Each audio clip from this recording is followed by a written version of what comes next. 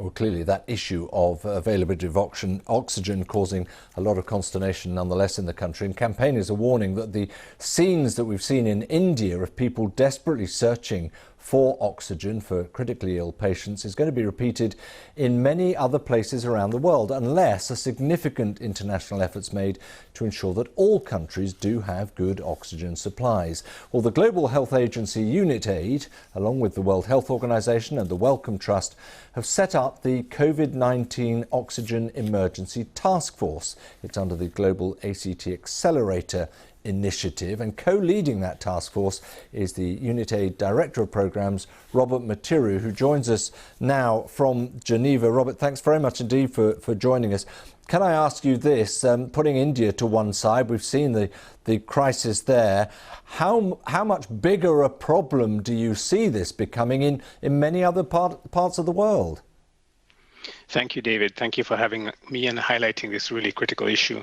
The problem is already much bigger. At the start of this year, we were seeing 500,000 people per day needing oxygen due to COVID. That number has now more than doubled to more than 1 million people per day needing oxygen due to COVID. That's roughly 4 million cylinders a day. And the cost has just skyrocketed in terms of the annual need we're projecting from roughly 2 billion to over 6 billion. With cases growing and rising in countries in and around India, Bangladesh, Pakistan, Thailand, Iran, and even further afield in Brazil. And if we talk about the continent of Africa, in Ethiopia and several other countries. So it is a major issue, and many of these countries are at risk of a repeat of what we're seeing in India unless significant action is taken. You talk about the cost there escalating. What about the capacity? I mean, is there the capacity nonetheless to resolve this as an issue if it's handled properly? That's the thing. There is. The issue of oxygen access is largely threefold. There's market failures, so there's been insufficient and effective engagement with medical gas companies for bulk oxygen and oxygen generators and concentrators. There's been a lack of attention on infrastructure. The solutions to oxygen access must be tailored depending on a country's need, and that means their capacity and their infrastructure.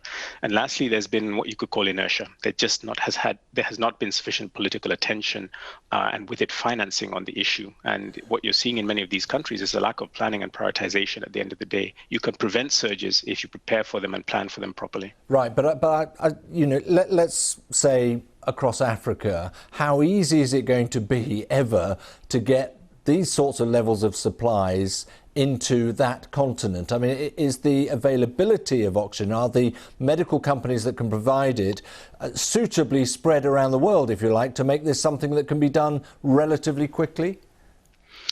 What would be a more rapid solution based on the lack of infrastructure and piping in many countries, for example, in Africa, would be to make available oxygen concentrators and cylinders as an interim solution while you work in the medium term. And by that, I mean the next 4 to 6 months to get them oxygen generators, plants where they can start to generate their own oxygen. And then you're looking at bigger systems like bulk liquid oxygen tanks that have to be built in. So there's a sequenced approach that has to be taken, but it doesn't mean that solutions in the coming days and weeks can't be deployed if there's sufficient will and financing behind it.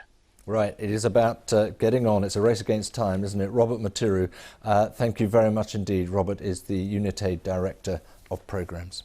Thank you, David.